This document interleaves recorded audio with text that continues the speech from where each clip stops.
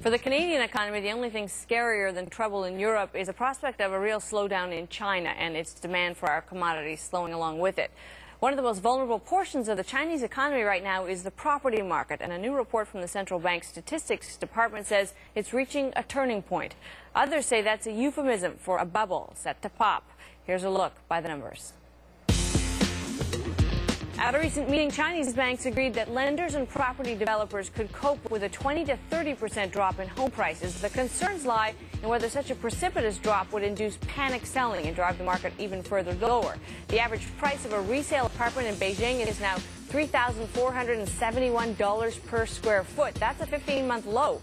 Volume of units sold are down more than 55% in the past year. It's not just Beijing. Last month, home prices fell in 57 out of 100 cities that are tracked by the nation's largest real estate website. The average price of a home on that index fell more than 0.25% month over month in November. So actually, it's been interesting to watch the Chinese, who are so well managed. We saw it coming through the credit crisis that a controlled economy can be a beautiful thing. And in this case, managing a slowdown, really trying to kind of about it, giving ease people comfort. Down. Is it working in a way, or do you worry about it? There's sort of two parts here. I mean, one, you see, absolutely the prices there are ridiculous, and I mean, $3,500 per square foot for a condo. It's especially in a nation where I think the average is still very low in terms of income. Yep. So it's very expensive. That's the first thing. The key thing will be demand. So you might see a functional sort of slowdown because you see this sort of price has gotten way overhead. But if you can bring demand up and continue to bring demand up by seeing the sort of the inflow of new workers and new people that are going to be building and new people that are coming to China, ultimately that could be a key stabilizer here. So I think that's how they'll control it. But psychologically, if you see a decline of 10% to 20%, there's absolutely no way that on its own it's not going to sort of go further than that. All right. Well, as China grows, so grows its need for construction materials. Chinese companies have moved to secure new sources of key resources, and they've taken an interest in Canadian iron ore. Our next guest is hoping to capitalize on that demand. Chim is president and CEO of Century Iron Mines Corporation, recently partnered with two Chinese resource companies to develop the mines in Western Quebec and Labrador. Great to have you here. Thank you for having me. And really, this isn't just an investment. In fact, there have been cases where CIC, Chinese interest, invests passively in resource firms because it's a smart thing to do. In this case, it really is partly about access to the iron ore itself. Absolutely. I think in addition to being a passive investor, coming to our company, taking about 25% by Wisco at a corporate level, at a public company level, they have also taken a very active role in investing in our company, in our projects. We just closed the negotiation and concluded the agreement with Wisco. Further to the 25% investment in the company, they are putting in another $120 million for the next 2 years, earning in about 40% of all of our 3 major projects of the company. So they're taking a very active role in investing and managing, exploring our property, learning the process as they go forward. So a lot of your strategy as a company is based on the consumption side of China. Absolutely. Now, how risky of a strategy is this for you, given some of the issues around slowdown and potential demand side function? To me, I think it's very, very, very safe, because what we are seeing at the moment is the urbanization and industrialization of China. Over the last 20 or 30 years, in less than a generation of all of that industrialization and urbanization effect. If you look at past about 20 years ago, what China's income per capita was, which was about $400 20 years ago, to have grown to $4,500. Within such span of time, you look at the curve, it seems to be like a hockey stick, very steep. But if you look at what China can further grow, following the neighbor like South Korea, which is now sitting at $17,000 per capita, if China is going to grow 6 or 8% a year, it's going to take China 20 years to grow to where South Korea is. And for sure, China is going to be there in that time span. So when we're all worried about the ticks down in consumption because it affects so deeply the whole resource sector. If there was some kind of a real reduction in growth, the Yale report to 4.5% GDP growth, for instance, in China, what would impact, if any, would it have on you? Because this is kind of locked and loaded, is it not? You're going to deliver product no matter what? Yep, I think if it is 4%, I think it's going to be catastrophic for the entire global economy. Yeah. Because China actually, for the last 5 or 6 years, the challenge has been trying to contain the growth actually at about 8%.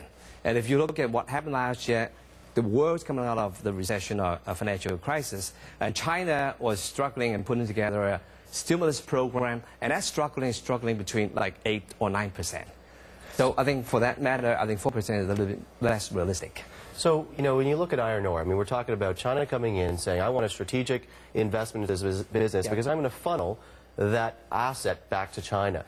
For you, I mean, doesn't it somewhat make sense to sort of put this open in the open market and get the best price as opposed to channeling it to just one customer base ultimately here? Yeah, I think the question is good in the sense that you know, the global market is so big now, it's sitting at 1 billion tons of iron ore seaborne market at the moment. But if you look at the growth of actually the last 500 million tons of seaborne market iron ore growth, actually has gone into China. Because China is buying about 65% of the total seaborne market. So for any new iron ore mine coming into production, without finding a home for its product in China, it's not going to work. So for the next little while, and as actually BHP and Rio Tinto announced a couple of months ago, that the Chinese demand of steel, which has grown by 500 million tons over the last 10 years, that is going to be repeated over the next 15 years. So that growth part is for sure there. On the way. Your growth plans here in Quebec include a projected 10 to 20 million tons of ore. Ultimately, some analysts say there are infrastructure issues to get you there. What are your plans to get the build out, to get yourself up to that speed? Yeah, I think it's kind of general misunderstanding, thinking that the North is, kind of primitive, not well developed. But the project where we are at the moment is actually in the middle of infrastructure, where a $35 billion operation is operating at the moment, which is Quebec Hydro. Yeah. And we are very close to the town of Radisson, which was built for 2,000 or 3,000 families, while during construction, and now it's down to maintenance, about 500 families. So that there's already service lots, well built, of course, the power plant, just by the backyard. And with actually Plan North putting actually us right in the sweet spot of the entire development, where this is first frontier of Plan North, Radisson is beyond that, there's going to be a lot of planned growth. As a matter of fact, as we speak, there is an open study announced already, of doing a port. I mean, the infrastructure of roads, access, power is already there, but the port is going to be built according to that plan. Plan North is the Quebec government's plan to invest heavily in its north. Do you expect to be the beneficiary of that? Yeah, I guess we're kind of working together with that plan, because the plan calls for $80 billion over the next 25 years. But in terms of iron ore, it's a business of scale, and scale is all about capital. If you look at some of the pre-feasibility study iron ore projects in Canada, everyone calls for in about $5 billion in the range of 20 million tons a year production. So just the last question here before you go, but we've seen iron ore prices fall here quite in the last few months, with the rest of the commodity or base metal markets. What's your outlook on iron ore generally, and why should people be excited about your company? Yeah, I think sort of following from that fluctuation you mentioned about since August, it's come down to a bottom from $180 per ton to about $110 per ton, very steeply, actually almost as quickly as actually the beginning of the financial crisis. But it went back up very quickly as well. Now it's in at about $140. My long-term outlook over the next, at least for the next 5 years, is going to be fluctuating between $140 to $160, $70. Over the long term, probably $140. Sandy, great to have you here for this. Thank you. Sandy Chim, President and CEO of Century Iron Mines Corporation. Whiteout, why Coke's curbing its enthusiasm for polar bears. It's our priceless moment next.